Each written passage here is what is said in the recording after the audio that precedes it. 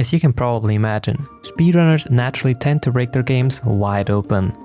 Finding things that save them time is crucial for optimizing their own speed game. Sometimes they find something that actually saves time, but other times they find glitches that just straight up break or even crash the game. And Yoshi's Island is no exception.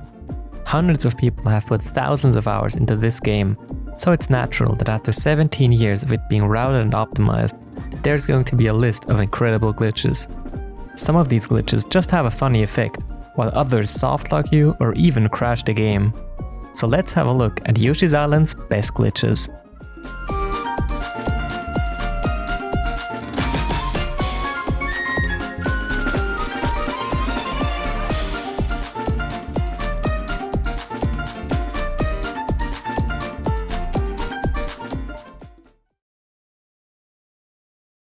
Let's start with something small, wall clipping. This is actually pretty easy to set up. For example, in 1-1, the first level of the game. You only have to get eaten by a piranha plant while coming from the lift. When it spits you out, you will be clipped inside the wall. There's not much use to this glitch, and the game will just push you to the left until you're out of the wall again. A similar thing can be achieved in 1-5. By setting up the pinwheel in a specific way against this rock, the autoscroller will push you into it. You will get pushed out again, but if you're not being careful, you can fall to your death here.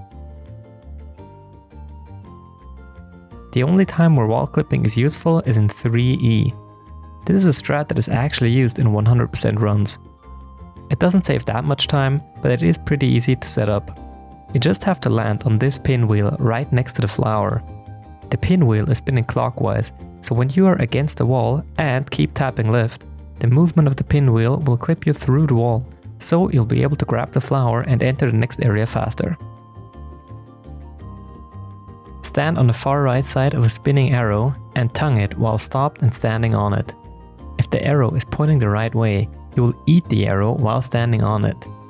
Upspit the arrow and stand below it and you will teleport on top of it. This trick has not found its way into speedrunning, since it is seen as too hard to be consistent at.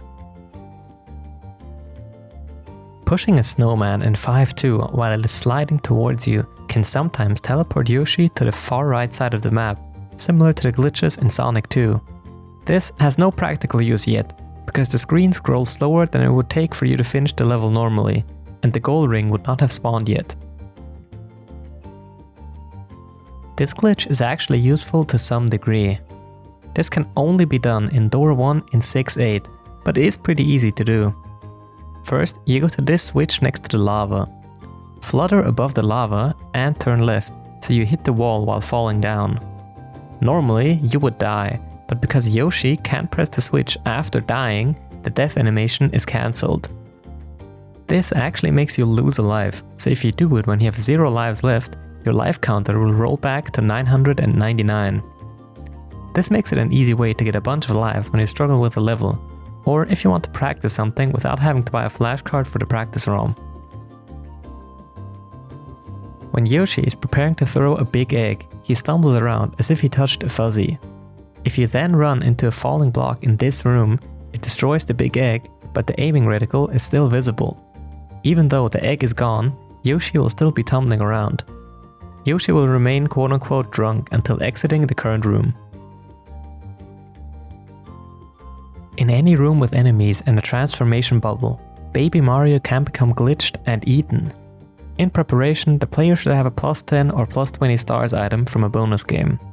Yoshi must be hit by an enemy, which starts the timer. Wait for the timer to hit 0 and retrieve Baby Mario. While the timer is still 0, enter the transformation bubble. When the toadies grab Mario and pop the bubble, pause the game and use the additional stars item. This will cause them to drop Mario, and Yoshi can retrieve him while still in transformation. Baby Mario will then be in a glitched state where he can be tongued and swallowed. When Yoshi is on top of a tall shy guy, he compresses down and shoots melon seeds. A normal jump and flutter will act as if Yoshi had been on the ground. Holding A will make Yoshi jump even if there are no eggs to throw. After a jump due to aiming or dry firing, pressing B will make Yoshi do an extended flutter. The glitch is done by pressing and holding A and B in quick succession. And then Yoshi will launch high into the air.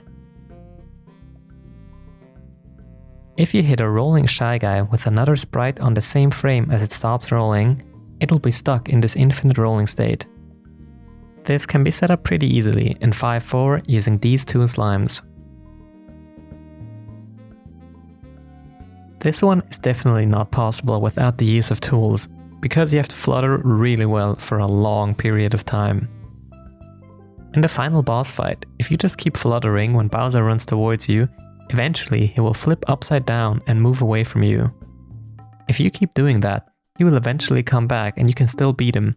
But after you've killed him, the game will soft lock, because there won't be any ground for Yoshi or Bowser to land on. This trick is particularly useful for 100% speedruns. Most of the time, red coins float in the air, just like regular coins. But sometimes there are Shy Guys which carry red coins, and these can be duplicated. By tonguing a red coin Shy Guy, but not swallowing it, and not collecting the red coin it drops, spitting it without killing it, and then and respawning it, the Shy Guy will come back with a new coin, with the other coin still being on the ground. You can do that as many times as you want, but usually this is used to dupe up to 3 red coins before they start despawning. What is a Yoshi's Island glitch video without the best glitch of them all, Null Egg? We have already talked about it in the last video, but let's go over it again quickly. In level 2-2, if you grab this Mouser's egg without killing it, and then despawning it, it creates a null sprite in your inventory. With that, we can put pretty much every sprite into our egg slots. This can be used, of course, to get the boss key or boss explosion to end levels instantly. But it can also hold other sprites, such as doors, which can trigger a 1-1 warp on a screen without an intended exit. And if you have a red coin in your inventory, you can keep changing rooms, spawning an infinite amount of red coins. But be careful, if you have certain specific sprites and then go into the goal ring, the game might crash. Now onto some glitches that will soft lock you, forcing you to reset, or even crash the game. Entering a goal ring simultaneously as taking a hit causes the game to soft lock. Upon jumping into the goal ring, the game transfers control to the other Yoshi, so initially the game is fine with losing Baby Mario and continues the goal animation. The problem is that Mario's bubble tries to return, similar to getting hit while beating a boss, and tends to miss the second Yoshi. This is actually a really fun glitch, and can result in some pretty interesting crashes. There are 2 different ways of setting this up. The first one is to hit a message block twice on the same frame.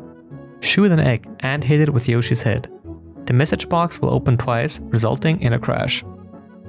The same can be achieved by shooting the message box with a chicken. We have already talked about the tongue glitch in the previous videos. How it can be used to skip a long submarine section by corrupting the level, or to completely reprogram the game to warp to the credits. But we haven't also talked about how tricky this glitch is, because you can crash really easily. To reiterate, a tongue glitch is triggered when the sprite in Yoshi's mouth is turned into a star right as you spit it out. This can be achieved by running through a mid-ring and spitting out the enemy. If you then get hit by an enemy as your tongue is fully extended, all the sprites will turn invisible, and Yoshi's tongue keeps going and going. If you wait for long enough, the game will just crash and usually reset itself. At the beginning of 1.4, there are a couple of walls in the background that will fall when Yoshi runs past them. If you somehow get hit and then tongue Baby Mario at about the same time as being crushed by a falling wall, the game will crash, with varying glitchy results. This last glitch can actually happen during a normal speedrun, and often surprises new speedrunners if they are not careful.